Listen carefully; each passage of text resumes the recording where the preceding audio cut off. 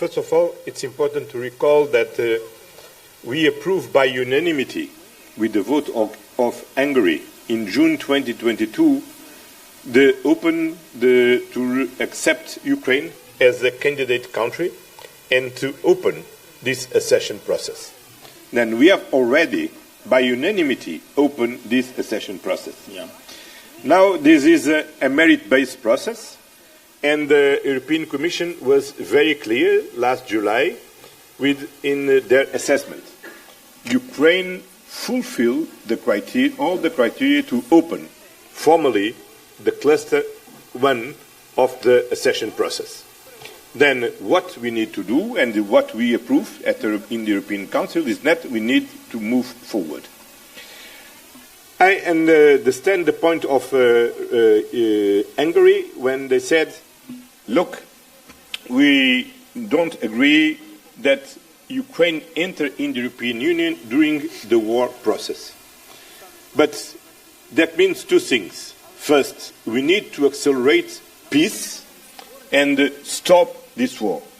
And for this is essential, first, to continue to support Ukrainian army, Ukrainian military efforts, namely not blocking the use of the European Peace Facility to funding the Ukrainian capacity. And on the other side, as President Trump stressed, it's very important to stop waging the Russian capacity to continue this war by buying gas and oil.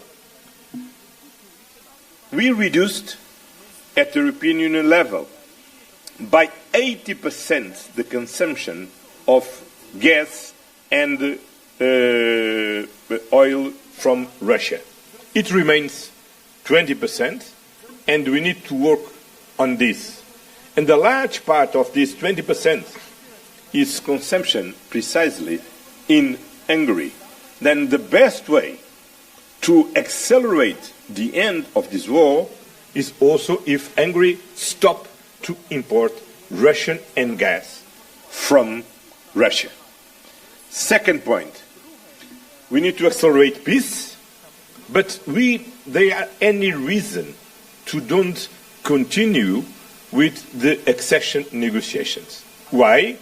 Because it takes always time. Always.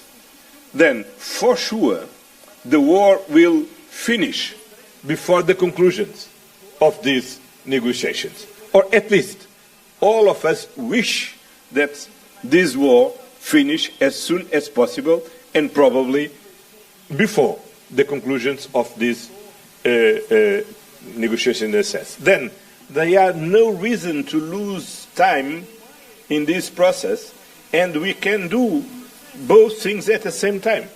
Fight for peace and proceeding our very demanding accession negotiations. It's always very demanding, and it's very, very impressive what Ukraine is delivering, because all the other countries had their accession process in peace. They made their very demanding reforms in peace. And what Ukraine is doing is something very impressive, because at the same time that they're fighting an awful war, are at the same time delivering each reform that it needs to ensure the accession. I'm visiting Prime Minister Orban in the coming days. I will have the opportunity again to talk with him, but in any way the accession process is ongoing. The Ukrainian authorities continue to work with the European Commission.